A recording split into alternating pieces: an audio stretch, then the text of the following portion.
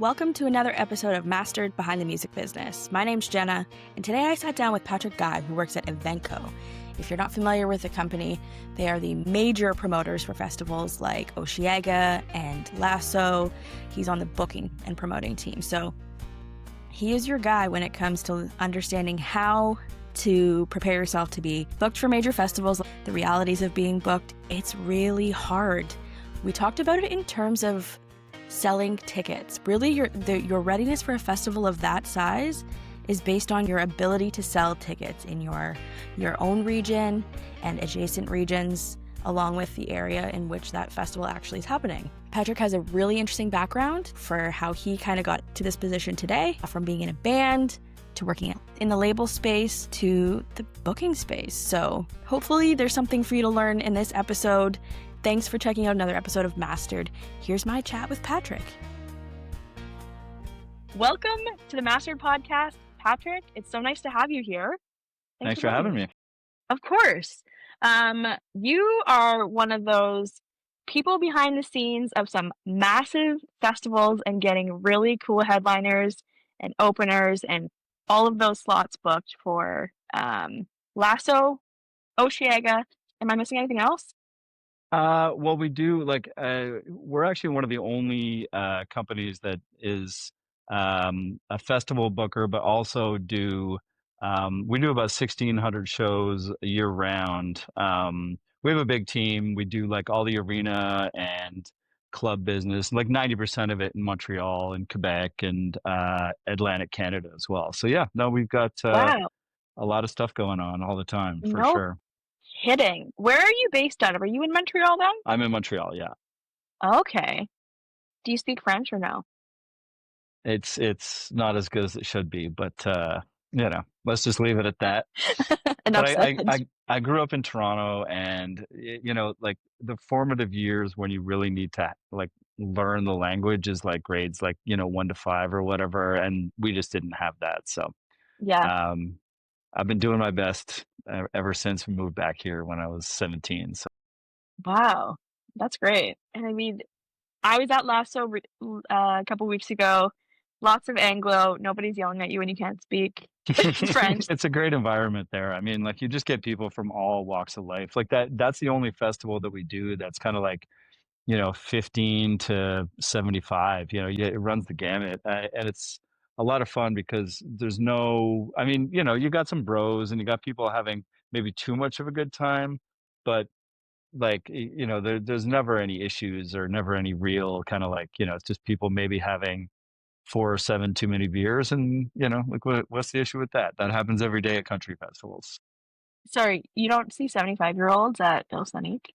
Why don't we jump into a little bit about your career? How did you kind of get into this? Was this something you were always interested in?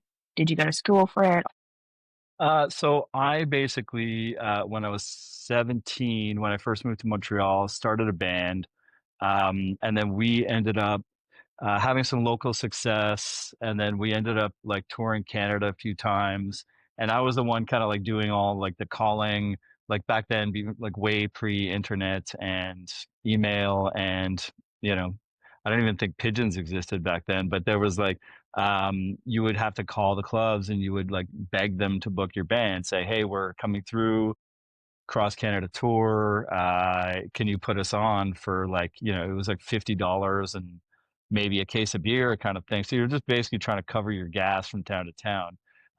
But I was the one making a lot of those calls. So definitely that's kind of like what sparked that side of it for me. I kind of also was doing a lot of like the graphics. So I do I would do at school, I would use the photocopier and just kind of cut and paste and make all the show flyers and stuff like that. So those two things ended up being like the two things that I ended up doing for basically my whole life. Um, we did that tour, and I quit the band when I was probably around like 19, but then just kind of continued working at local promoters and record labels, and then ultimately worked for a couple larger record labels. And then it just ended up being one of those things where like I got sucked into being a promoter by a friend of mine, and I didn't think it was for me, like really, but and then it just ended up working out, and then I've been at Evenko for 9 years now. Wow. Yeah. What did you dip your feet in when you were on the label side?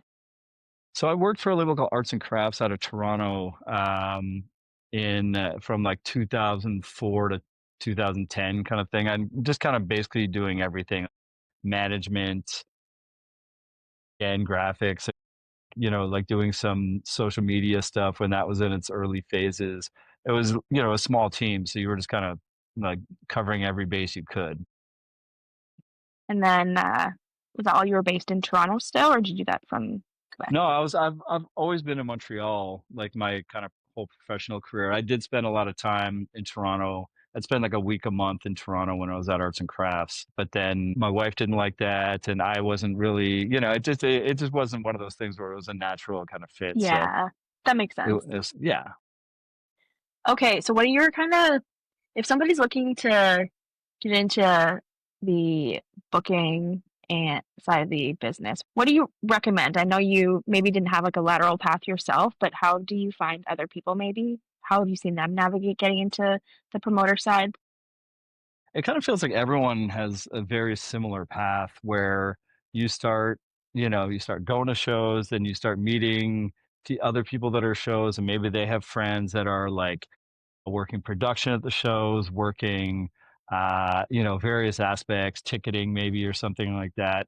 And then it's basically like maybe you start volunteering, being like, well, back then it was like handing out flyers, but maybe there's a version of that now, or like, just kind of like getting involved in any way possible and proving that you're like kind of like eager, but not too eager. It's kind of like there's always going to be a need for like nice, hardworking people, and not just music, but in any industry. So I like it. Like I think that if you could try to find some local people that are like doing it and kind of learn from them, that's a good way to start. But easier said than done. But most people have started that way. Yeah, for sure. I found talking to a number of folks across recording these episodes that some of them are like, well, I started here. This is where I've ended up. This isn't what I pictured myself doing by any means, or this wasn't, if you look back, this isn't maybe exactly what I thought I was going to be doing now versus then. But yeah, the path sometimes is crazy. I've heard of people that were like full on lawyers making like 200 grand a year, and then they just got fed up with it and decided to like represent their friend's band, doing a lawyer, and then Yep. and then they ended up being the manager, and so that was their segue into management or something. I've kind of heard it all in Yeah. my years around. Which is kind of nice. I think I grew up in the era of you need to go to school and get this degree and you'll get this kind of job. And then we did that and you're like, you get the degree and you're like, what am I supposed to do? How am I supposed to work? And then that just reminds us all of like doing the thing and being boots on the ground wherever that might be is always going to be so valuable in finding your way, what you actually want to do. Like even if you do the school bit, it's like just doing that as well, is just uh like it proves its worth, and Yeah. you'll see that like as you kind of like graduate through the industry and whatnot. You'll see it's like people respect that, if you're Yeah. like came from literally the ground picking it. Like I remember at Warp Tour 95 in Montreal, it's like the day after a bunch of us, including my now boss, Nick Farkas, we all went the next day to pick up the garbage because the site wasn't happy with the garbage pickup. So there was 20 of us, like all friends basically living together. They're promoting the show that we're like picking up the garbage after the Warp Tour. Those are the most glamorous moments of Absolutely. big time music industry jobs, don't you think? When you get to sit in a chair at work and have a chill day, you are always reminded of those days where you were just grinding. Exactly. Um, okay. It's an interesting time. We were just before we started recording, you were saying it's a busy time for your team right now too, because you're getting those pitches and being, asked like, I want to get on this on your roster for for the festivals next year. So I think it's a great time to be talking about this stuff because it's back fresh in your mind how busy this season gets for you. Hmm. So as a dude who's getting probably a billion emails about folks wanting to play and get booked, I think this is a great time to jump in and tell me a little bit about who's ready for the festival stage. Who do you think, when you look at your very large production festivals you put on, what kind of artists are ready for that, and what are you looking for? Like, are you talking about like development acts or Hmm. headliners or Yeah, I mean, honestly, I don't think the headliners are listening to me and anybody I have to right? talk with, unfortunately. You don't think Jelly Roll's tuning in right now? If you, hey Jelly, But yeah, I mean, it's a great question, and it actually gets asked quite often because there's no kind of clear answer to that. Like people think that they need to get onto festivals in order to grow to help them sell tickets, whereas a lot of promoters are looking for acts that are already worth X amount of tickets to deserve that kind of slot on the festival. I mean, obviously every festival is different, and like obviously Osheaga is a lot different than something like Hillside, where like Hillside like has maybe 20 slots for local and development acts, and maybe they play for $250. I don't know what they do, but with Osheaga and LASSO, it's kind of like there's a certain kind of level that like even the bands that are playing at 2 p.m. are most of the time worth 1,000 tickets in Montreal kind of thing. So that's one of the big kind of things that I think that people don't realize with our festivals. Obviously, other festivals are different. With LASSO, we're lucky enough to have the top of the country, the Sirius XM thing there. So that's really nice to have those three slots to be able to like, you know, showcase up and coming talent. And I mean, obviously they've gotten that far by winning the contest, but they're not worth any tickets in Montreal. So maybe in their hometown or whatever, but certainly not in Montreal most of the time. So um, that's kind of like, like I would tell any band is just, keep playing and playing. You can't like until you're selling out, the local 500 cap, like 750 cap clubs in your hometown, just keep playing and like then do that in another town. Like what we used to do is we'd find bands, we'd like write letters to bands in other towns and be like, "Hey, here's our tape. Hope you like it. We'd love to do a show with you." And then you do trade-off shows. So like, X band from Kingston or Ottawa would come to Montreal and they'd open for us, and then we'd go to their town and open for them. Um, Now it's just as easy as sending them a DM or whatever. So I don't recommend writing the letter. That's like there's different ways to grow your band, and definitely like playing live as much as possible, making sure that you're the best live product possible is also a big thing, because if people like your songs and they come see you live, and you're not delivering, then most of the people will probably be turned off by that right away. and you're also doing yourself a disservice at that point too. If you're not, 100%. if your live show isn't there, then the people, your production sounds great. People who are listening are going to see you live and be like, "Oh, that's Hmm. that's not what I signed up for," you know?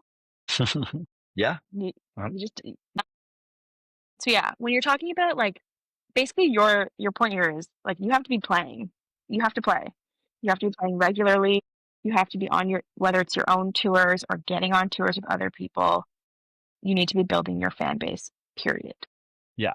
And you should like obviously there's going to be a right time and place to find like a label and a manager and stuff like that, but like that shouldn't be coming in the first, like, I mean, it depends how good you are. I mean, like obviously probably someone like Billie Eilish will tell you, yeah, I got signed after I wrote my first three songs, but most bands don't they don't get signed, and they don't really need a manager for the first like year and a half, unless it's someone obviously that's like a company that also has a couple other acts and they think that they can develop you. But like if you're Yeah. like, I wouldn't waste your time actively seeking a manager over writing the best possible songs you can and getting as good live as you Yeah, possibly can. for sure.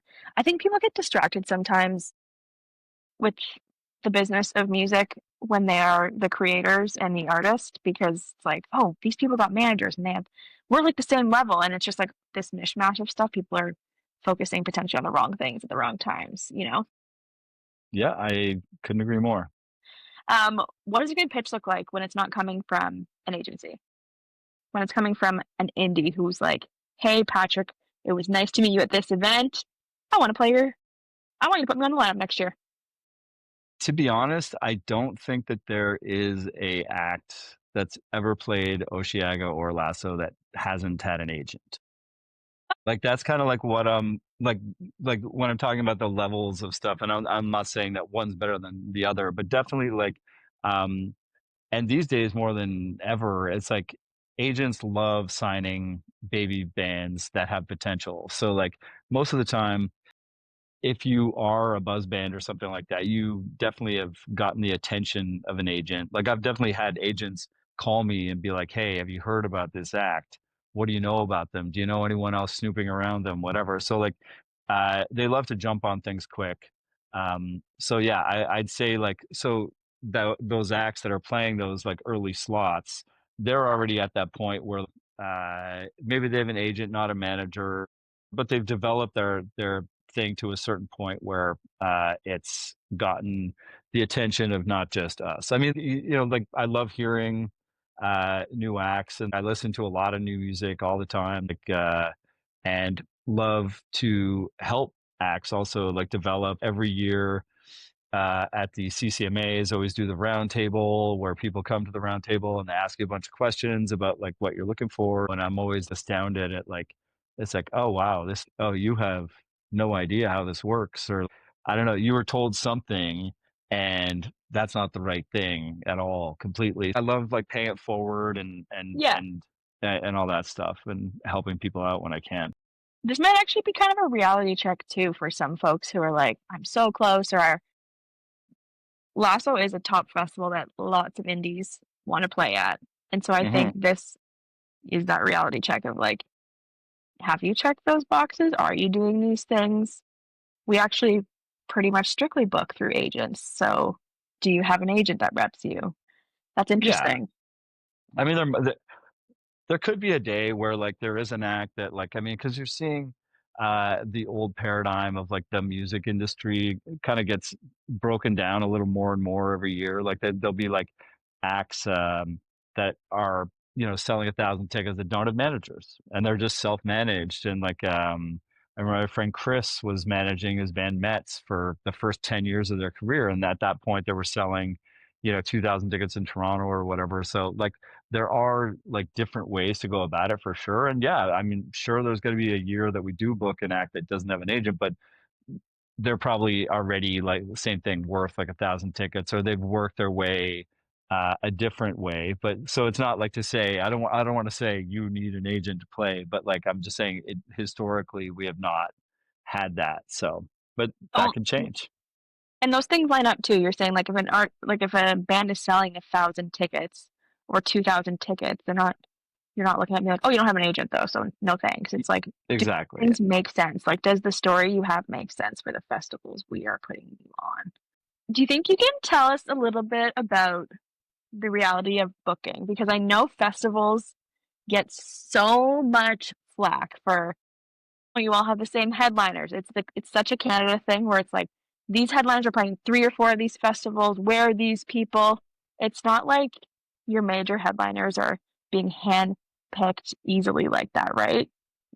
Sure. I mean, like we every year it's always like our social team always puts out like who do you want to see next year, and it just basically like pointing a gun at your own face because you're you know what you're going to get, right? You're going to get you know 1,000 Morgan Wallens, 1,000 Luke Combs, 1,000 Luke Bryans, and the reality is a lot of these acts, especially the ones that are playing stadiums, are making probably triple of what we could pay them to headline our festival. You know, like we just don't have infinite money. And, you know, like uh when they're headlining their own show and they're walking out with like $8 or $9 million, it's like, well, why am I gonna play your festival for half that or less than half of that, unless I want to do some cool thing with my friends and maybe get them on as well. But then he could just do that and have his own tour with his friends or whatnot. So that's common misconception number one. Um, when it comes to, and like country especially is one of those things where it's like you've got your A list headliners, and then your B list is about this long, and then the C list is this, and then there's a bunch of people just kind of like floating in that worth like 2 to 4,000 ticket range that are kind of headliners, but if you stack the bill properly, it would look good, but like also not like a major kind of ticket draw. So when you have something like, probably everyone was talking about Bailey Zimmerman this year. Honestly, it was a combination of them being really aggressive and wanting to go out and kind of prove to the world that um, he was a headliner. And I totally think they did that. But also availability.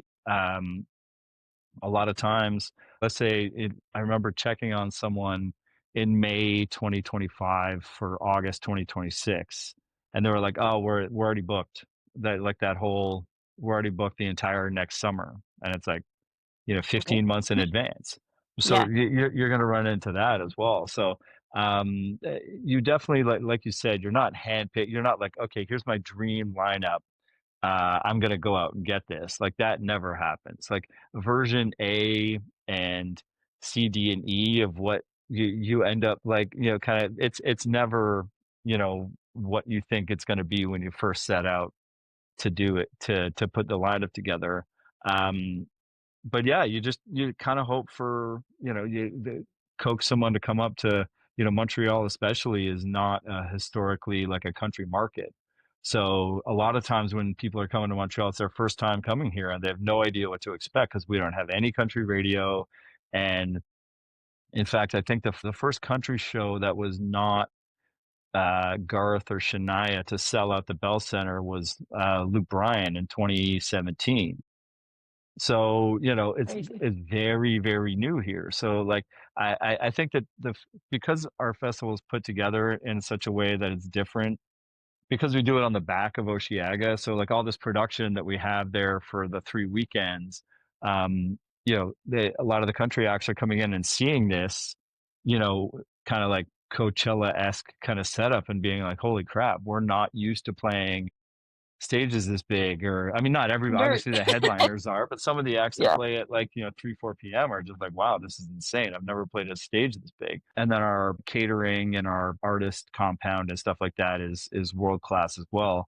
So people walk in there and just have no idea, it's like, what's going on really. I remember year one, Luke Bryan's tour manager came up to us and was like, "You guys got Luke off the bus. He never gets off the bus." So, so he came over and, we have 6 or 7 different, like some of Montreal's best restaurants back there serving up food, and the vibe's amazing and music's going and beers are flowing, and it's not like a lot of other festivals. So I think that kind of plays in our favor too. And that's helping get word spread about. So when we used to have to beg up until even this year, like, please come play our festival. Now people are like, hey, so and so wants to play your festival. So it's starting to turn very slowly, but it's happening.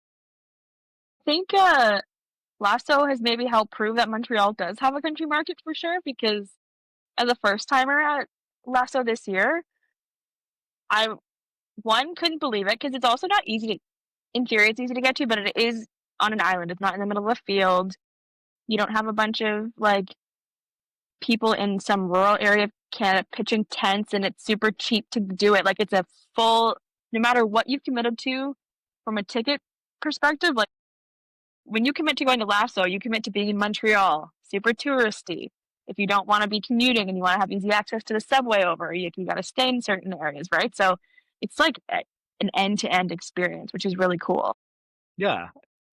I like a lot of, I mean, there are a bunch, obviously, but a lot of the festivals are camping festivals, and that crowd is totally loves doing that, and that's amazing. But the reality with our site is that it's just it's one subway stop away from downtown, and I think that there's a certain country fan that kind of like maybe is now in their late 30s or 40s that doesn't maybe like camping anymore, that wants maybe a nice hotel in old And Montreal and, shower every night. showering and stuff like that. So I think that, we're starting to appeal to like that crowd across Canada and a bit of upstate New York. So I see that growing over the next couple of years. But I mean, we do love that we get 80% of our people from Quebec right now, which is the Osheagas at around 60% from Ontario. So it's a big Wow, difference.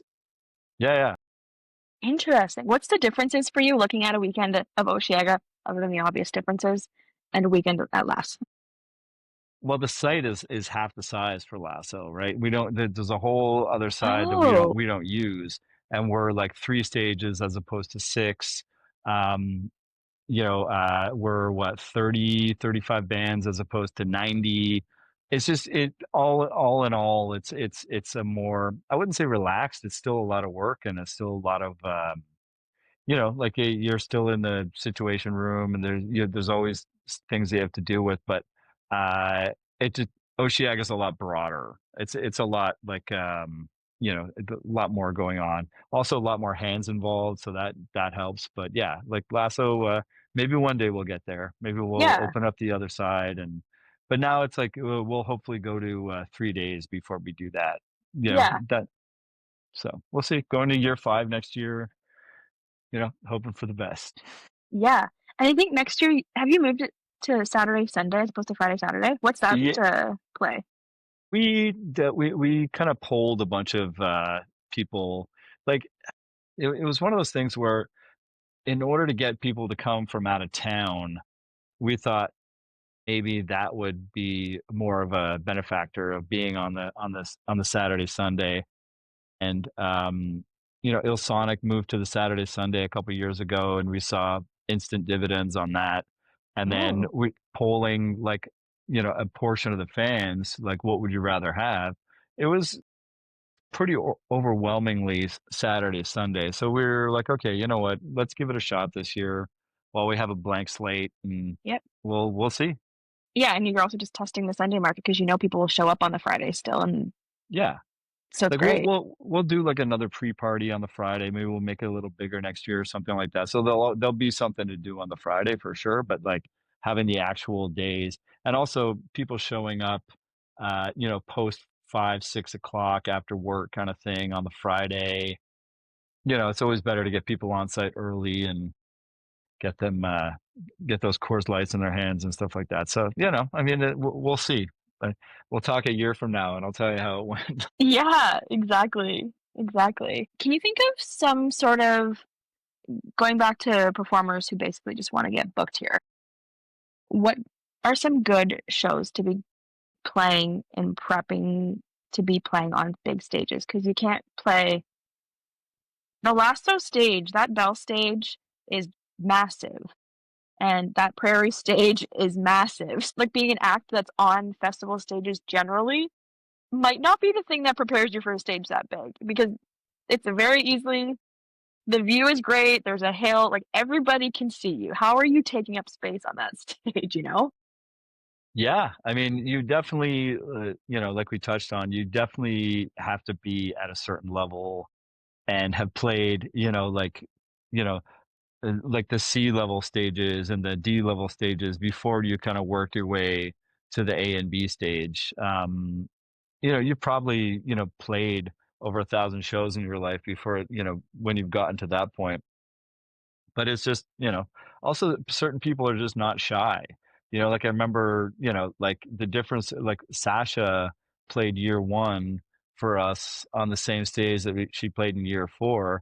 I was watching, I was just like, there was such a noticeable difference in her, performance, her band, how they played, how like, you got to be constantly learning and constantly like growing into that, like maybe when you're playing, the Lee's Palace or whatever, maybe you're closing your eyes and you're pitching yourself on that boot stage or that lasso stage or whatever. That's fair. Just thinking about Sasha, and she has been like the difference in her in year 1 and 4 is also a lot of live shows that she's played and Absolutely. her band being really tuned in. Are there other artists you can think of that might be that, I hate to say North Star because it's such a buzzword term in the industry, but some of those artists that are that like great example of like you see where they started and what they worked on and why it makes sense? Like Sasha for you? Yeah, I mean, there's been I've only been in like country for like this is like year 4 or 5 for me. Like before this, like I knew what my father-in-law, he played Willie Nelson and Johnny Cash at home.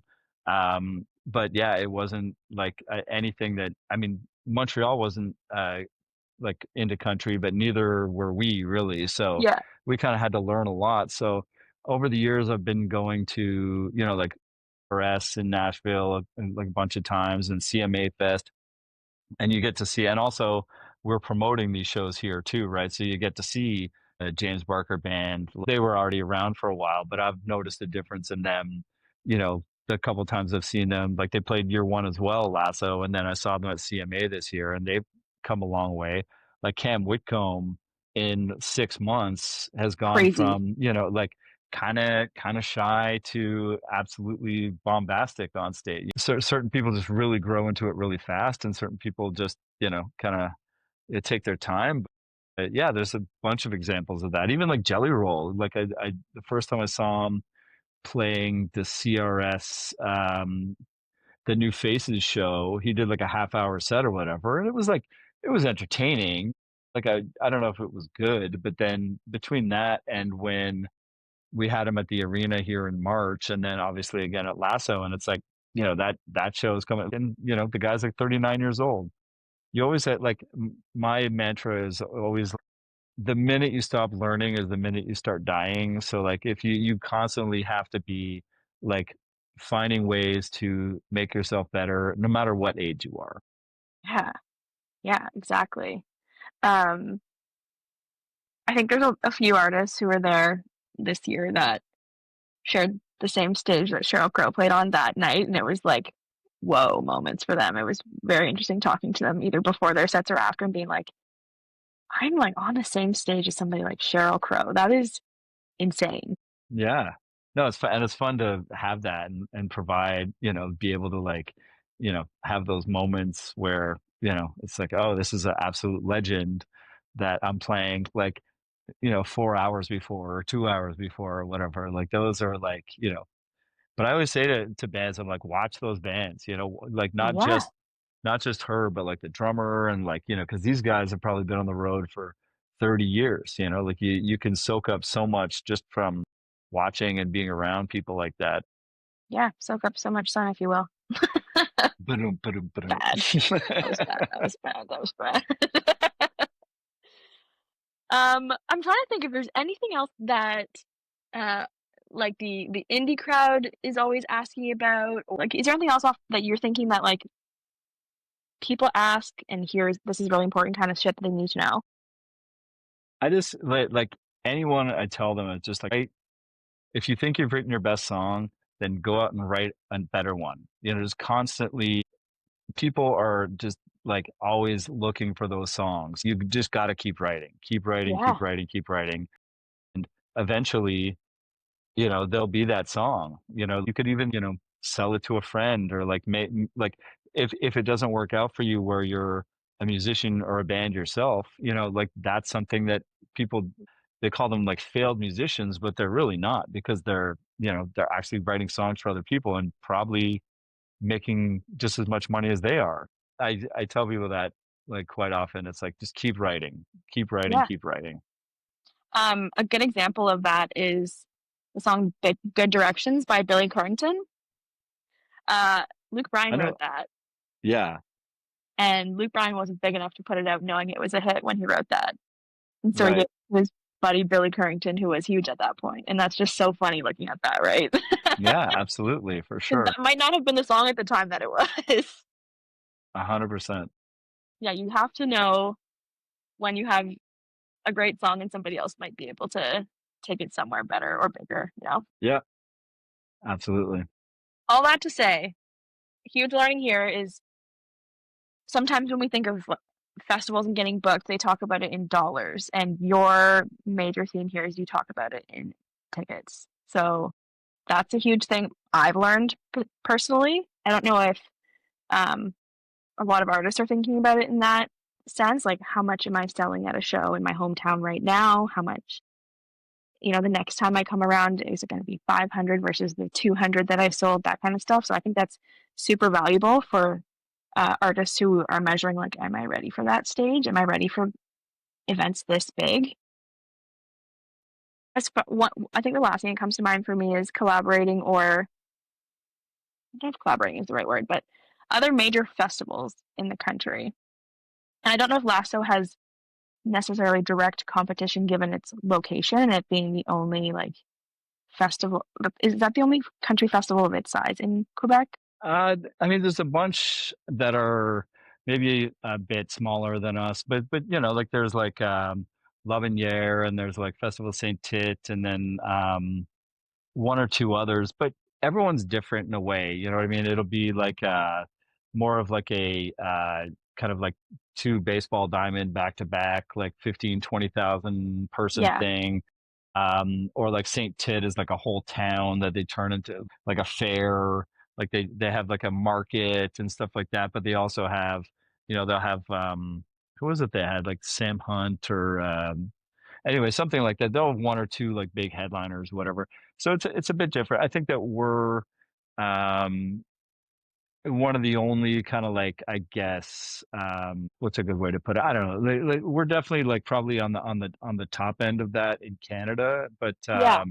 we're still growing, and we still have a lot of, haven't by no means made it. So we're definitely always constantly trying to improve. And there's a lot of great festivals, like from the Country Thunders to the Boots, and it's great to be part of that community for sure. Is it a community? Like, are you sharing the learnings with each other and kind Yeah, of I like mean, when things come up? Yeah. like we're Sure. definitely friendly enough with, Yeah. like Cavendish and YQM and Boots. Like, we talk to them quite often. Maybe not so much about talent. I think everyone's kind of like uh wants to do their own thing, and just kind of like, maybe we'll talk to each other like a couple weeks before the lineups, once everything is in place, kind of thing. Or Yeah. if we know that X other festival that's like, has the same headliner, we'll just be like, hey, by the way, we're doing the same thing. You know, I mean, they can't really say no. We're just like no, but it's like we'll just warn you, kind of thing. Like, yeah, Yeah. like it's a courtesy thing, and I think we like to. We'd rather all be friends than have rather have friends than enemies. That's for sure. That is such a, I was like, this is a good way to end this, but you said friend, rather have friends than enemies. That is very blanket over. It's not just the music industry. Like, lots of industries are so competitive and cutthroat. And I think what we see time and time again is when you're not, one, friendly and cool with people, you're the one who it doesn't work out for. But two, like, look at this massive community we can grow if everybody's kind of working on it together. 100%. It's a small, like Canada is a very small town when it comes to the music industry. So Can indies reach out to you for questions, whatnot? You're allowed to say no. Uh, Asking if, like, do you have any recommendations for where I should be, what I should be doing right now versus when I'm ready for a big stage like LASSO? Can they come to you for this kind of stuff, or see you at CCMAs at the yeah, round tables for absolutely, sure? for sure. Yeah. No. I mean, like either or, you can come to that, or like, yeah, I'm totally fine with, helping Yeah. in any way I can. I was Awesome. there too once, so Yeah. It's nice you actually have the background of being in a band and understanding the grind and the hustle, but also the like, eating cold Chef um, Boyardee out of a can in the back of a van with four other stinky guys. Like, yeah, I've been there. yeah, exactly. You've got those humble beginnings. Well, Patrick, thank you so much. This has been super great. I hope if anybody has questions, you can reach out to Patrick. If you're pitching to him, you better make it good and you better have lots of tickets sold in your hometown and every town adjacent, because you got to be working on that if you want to play live. This is Mastered by Front Porch Music. Join Logan Miller and Jenna Weishar, the hosts of CCMA-nominated On The Porch with Front Porch Music, for this mini-series podcast offering crash courses on the ins and outs of the music industry. Expert guests from across the Canadian music landscape sit down with Jenna and Logan to discuss labels, getting your shows booked, landing festival slots, A&R, social media, and so much more. Mastered by Front Porch Music is produced by Logan Miller, Jenna Weishar, and Jason Saunders. The theme song for this podcast was written, produced, and performed by Keith Hunt.